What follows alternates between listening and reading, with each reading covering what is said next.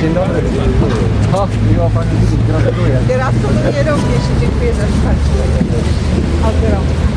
Ja dziękuję bardzo. Jednostka jest spektakularna. Po 2 latach bardzo wytężonej pracy dowieźliśmy tę inwestycję. Przeznaczyliśmy na budowę tego i kolejnych jednostek ponad 1 300 000 000 złotych. Kiedy 2 lata temu rozpoczęliśmy przejęliśmy odpowiedzialność za gospodarkę morską, ten projekt był zadłużony, nie miał zapewnionego finansowania i pewnie mało brakowało, a skończyłby jak stępka rdzewiejąca, która do dzisiaj jest w stoczni. Dzięki inwestycji na poziomie 1 300 000 000 złotych nowemu biznesplanowi nadaliśmy ekonomiczny sens tej inwestycji, a robimy to po to, aby polscy armatorzy odzyskali swoją pozycję konkurencyjną na Bałtyku. Mamy pierwszą, największą w naszej flocie jednostkę. Za ponad pół roku będzie odebrana kolejna. Konsolidujemy rynek po to, aby pod nową marką Polska, bo z Polski do Skandynawii wpływali wspólnie nasi polscy armatorzy po to, abyśmy byli silni na Bałtyku. Jest to niejako tradycja armatora Unity Line. Poprzednie jednostki poza Polonią, która była budowana w Norwegii, były chrzczone w Szczecinie. Na wałach jest to miasto Szczecin jest związane nierozerwalnie z morzem od lat, więc to jest takie uwieńczenie tego sukcesu, tego poświęcenia zarówno armatora Unity Line, jak i wszystkich, którzy w tym projekcie brali udział. Myślę, że to jest bardzo dobre podsumowanie w tak reprezentacyjnym, tak fantastycznym miejscu. Chrzest tej jednostki to będzie dla nas naprawdę świetne wydarzenie. I dla mieszkańców oczywiście, i dla wszystkich gości. Co jest wyjątkowego w ogóle w tym promie? Co może nam Pan o nim opowiedzieć? Bo na pewno jest wyjątkowy. Jest wyjątkowy, przede wszystkim jest to największa jednostka polskich armatorów do tej pory. Jest zbudowany po 30 latach jako pierwsza taka jednostka. Jest najnowocześniejszy na Bałtyku w tej chwili. Jest bardzo komfortowy, bardzo cichy. To jest jednostka napędzana bateriami i jednocześnie LNG, więc to jest bardzo nowatorskie rozwiązanie.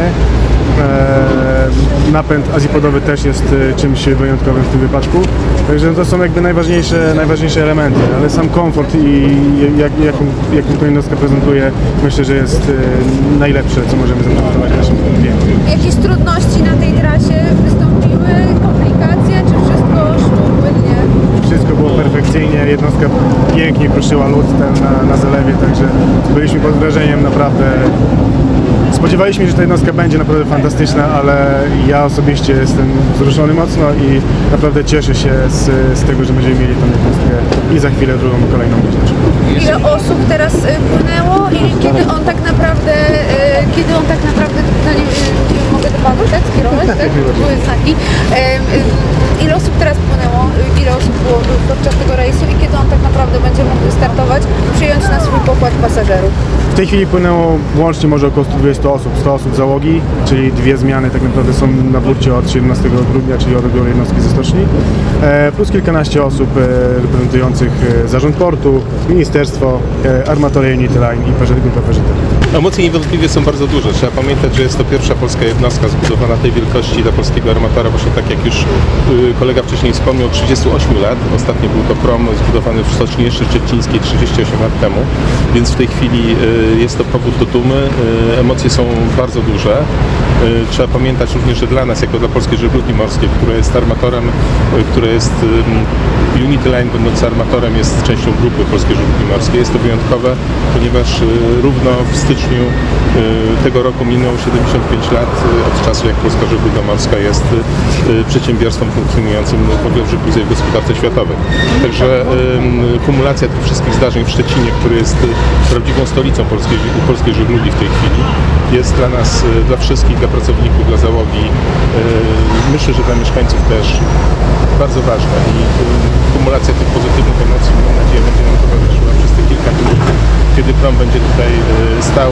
Zapraszamy również do zwiedzania mieszkańców w niedzielę, dzień otwarty. Ja jeszcze bym tutaj, bo tu jest kilka detali takich moim zdaniem istotnych, bo prom ma najdłuższą Nowy prom ma najdłuższą linię ładunkową w naszej flocie, przewozi ciężarówki. Gdybyśmy ustawili ciężarówki jedna za drugą, to one ciągnęłyby się przez 4 km i 100 metrów. Są tutaj kabiny, w których można spędzać czas jak w przyzwoitym hotelu. Są restauracje, jest kącik dla dzieci, jest najnowocześniejsza technologia, więc myślę, że to są dobrze zainwestowane pieniądze i po 2 latach bardzo wytężonej pracy w końcu jest efekt i polscy armatorzy będą odzyskiwać rynek na Bałtyku, więc możemy powiedzieć wprost, że Polska wpływa na Bałtyk i to dosłownie, bo nowa marka polska, czyli z Polski do Skandynawii, konsoliduje rynek polskich przewoźników po to, byśmy byli po prostu mocni na Bałtyku. To chciałem dodać. Dziękuję.